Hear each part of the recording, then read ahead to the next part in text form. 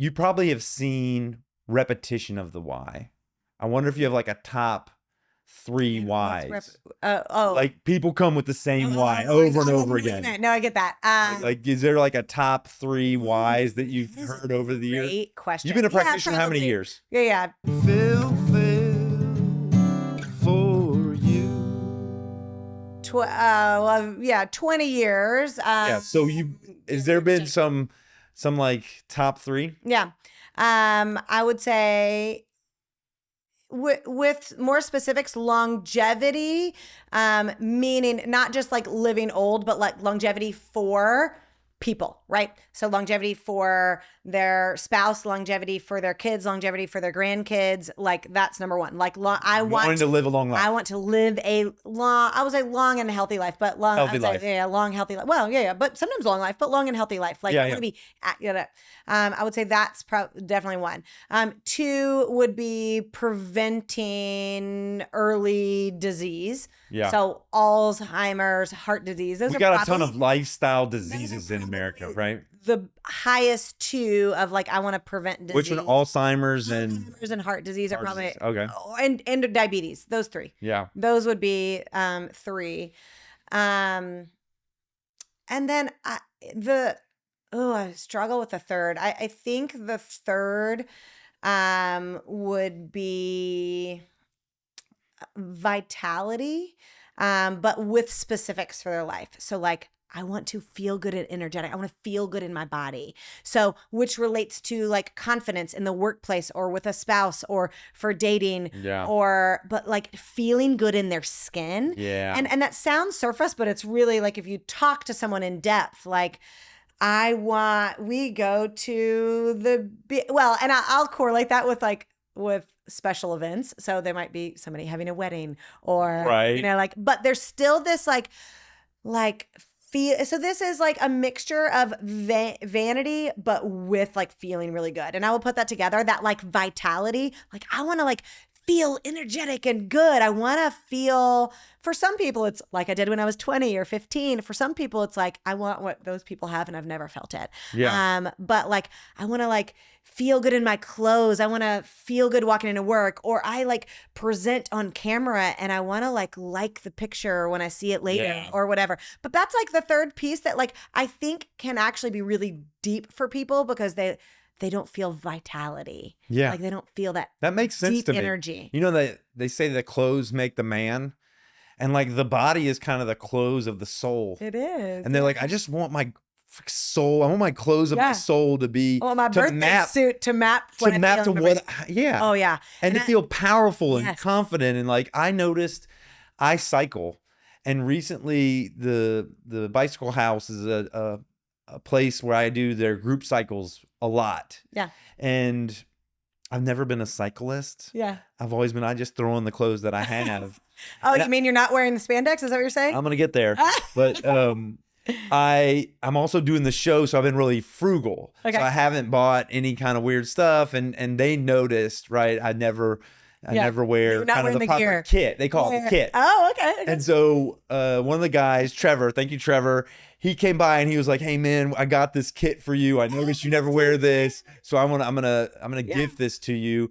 And I went. I've got the farmer's tan still. Yes. I put this stuff on. Yeah. And I felt like a bazillion bucks. I felt good. You fit the part. Not only I fit the part, I just like felt in your body. Yeah. I felt so like strong. And I was just like, oh man. My muscles. Look at these muscles and my legs. And I was just like, I felt confident. And then you move through the world in a different way when it's, I don't know how to explain it. When the outside matches the inside, right? When you feel the part.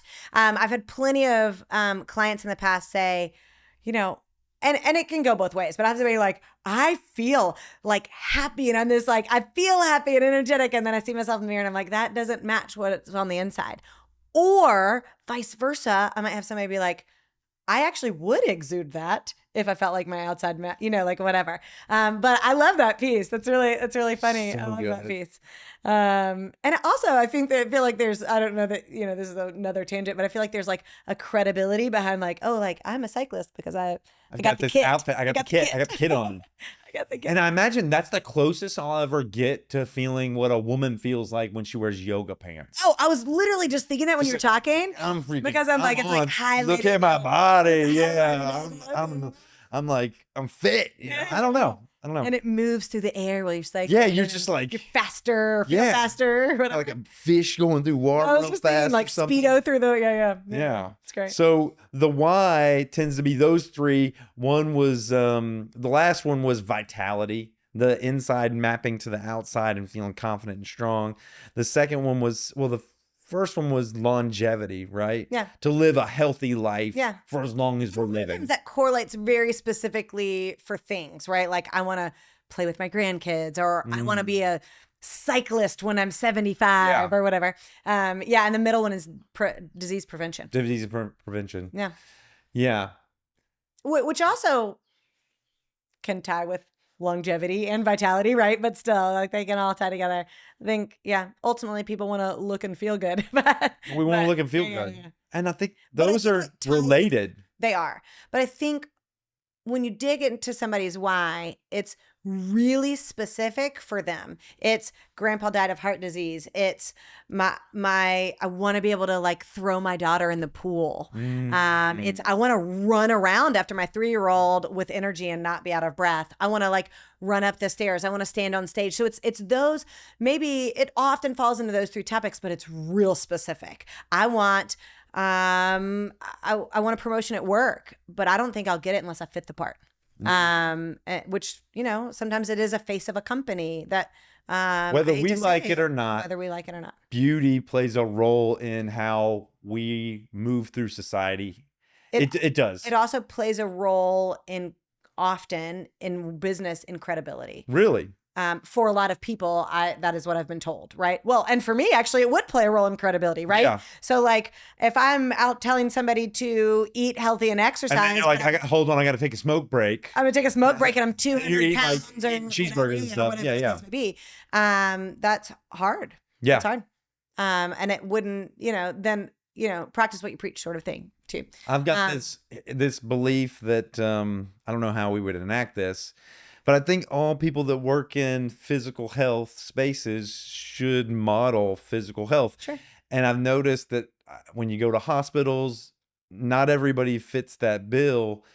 And I don't even know how to, they'll be taking smoke breaks out back, or they'll be obviously kind of overweight. And I don't want to blame, judge anybody, but I also want these areas of our society to be leading the way for folks. So this is a perfect example of functional health versus clinical health, because obviously not all encompassing always, right? It's not that black and white, because sometimes you will have those, doctors who are fitting the part, right? But this is where you have a cardiac doctor who, he's treating that. Maybe he's good in cardiac on one level, but he had maybe no training in nutrition. And so he's like, he has a niche of this one little thing. It's myopic.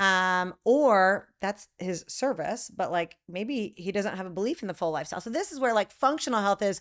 We are going to look at all of the different pieces, not just taking a statin, or not just taking insulin, which is, I think, a lot of times what we get from the clinical side of things is, let's treat that one disease, not the whole encompassing body. So wrong-minded. I think most of what happens to us is lifestyle related. Yeah.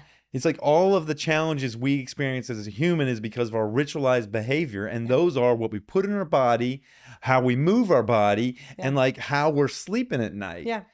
And right, the relationship we have to stress and to humans, which is probably the same thing. Yeah. Right. Yeah. Or can be. Yeah, for sure. So not having that be a part of every interaction with regard to health seems just like a glaring like gap. Yeah, which is why part of why I do what I do. Yeah. It's like I want it more accessible for people.